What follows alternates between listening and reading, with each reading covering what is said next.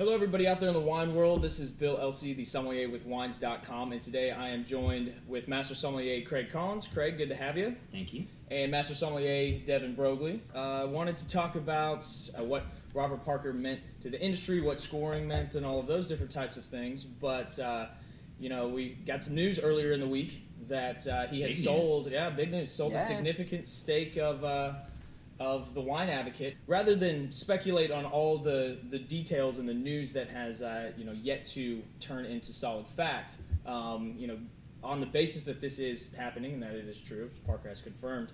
What do you think? What does this mean? What does this signify? Is this the end of an era, Devon? Well, I certainly respect everything that Parker has done up until this point.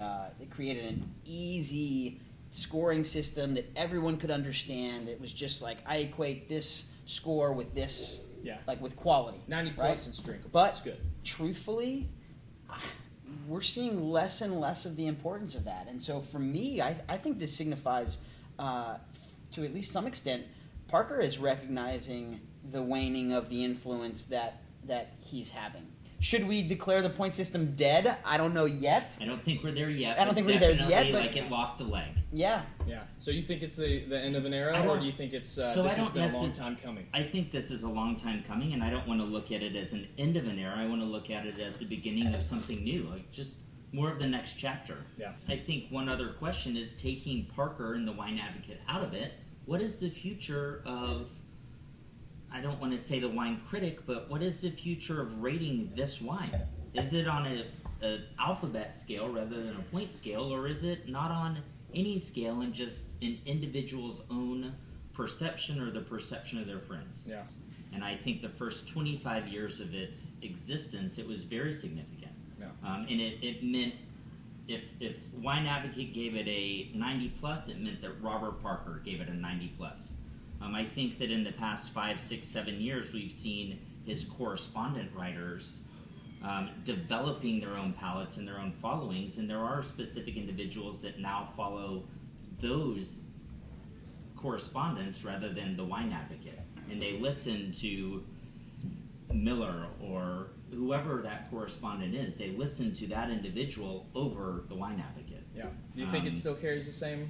Man, I've always felt that the Wine Advocate equals Robert Parker. Yeah.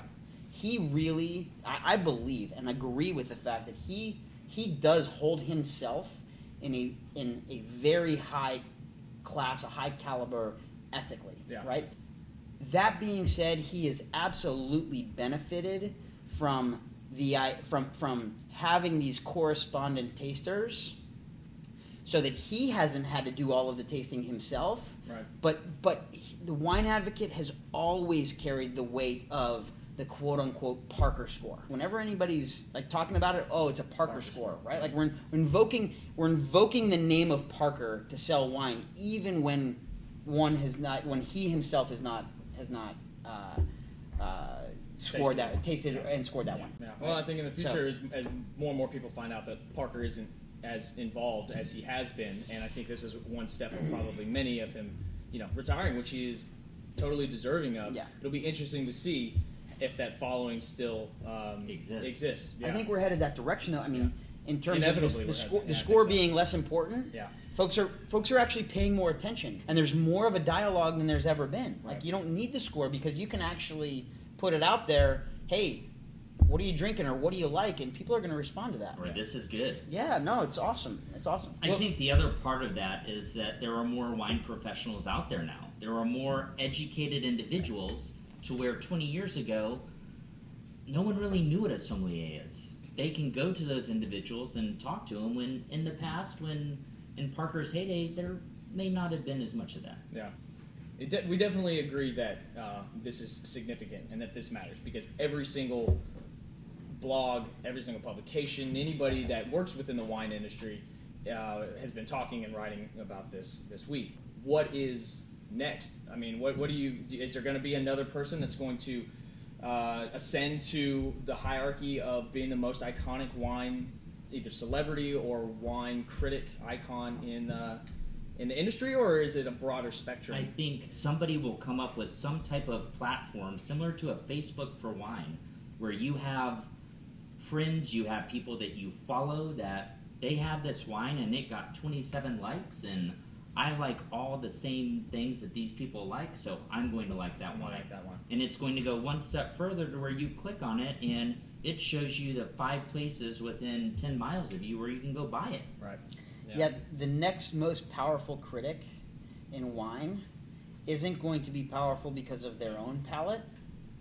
It will be their ability to consolidate the collective palate of Right. all of the folks who are out there tasting wine. I think that's a very good point to make. It's not a singular palate that is Yeah. defining for everybody based on a certain point score. It's who is the person. This could be someone who is just knows wine but is extremely tech savvy that can put all of that together, where you have restaurateurs and sommeliers and just general consumers, and then you identify with somebody who drinks a lot of wine, and okay, if they like it, I know you're I'm probably creating going an to like online community for wine people to share, for not wine professionals but wine people Yeah, to drinkers. share likes and dislikes and perceptions. Yeah, and just that's Yeah. the just way have the a world is discourse going. on wine. It's not one direction. And all of a sudden there's an app for that. Exactly. Some winemakers are always going to make their wine, right? People like it or they don't like it. I don't care. I'm going to make the wine I want to make, right? But then you do have wineries and winemakers who actually want People to like it. They want people like they want to appeal to a broader audience, Yeah. right? Yeah. And- or a specific palate Well- that then appeals to a broader audience. Yeah. So that's good you say that, because they were appealing to a specific palate, Right. because that palate was the sole voice for the broader audience, right? Yeah. But if the broader audience has its own voice, Right. right? If the broader audience can communicate that voice collectively, then the winemakers will just do that. Yeah. Right? Like they'll appeal to that, which is the actual voice of the broader audience, not simply the single voice that is speaking for a broader audience that doesn't know. Yeah. Right? No, that will be what happens. And the person who can figure that part out Yeah. is going to be the next Robert That's gonna, Parker. yeah, that's going to be the And the beauty of that one is they're not going to have to taste a single wine. great discussion. It's going to be exciting to see what the future holds for who's going to ascend to kind of that iconic spot in the wine industry. But the discussion doesn't stop here. We'd love to hear what everybody out there thinks. So we're all on Twitter. We're all do the social media thing. So please feel free to reach out to us. Craig, what's your Twitter handle? It's at CCollinsMS. Okay, and Devin, where can I reach you at? It's at DBrogues. D Brogues, and I am at Bill Elsey. We'd love to hear your thoughts. We'll get back to you too. Let's get the discussion going on the interwebs. Cheers. Cheers. Cheers.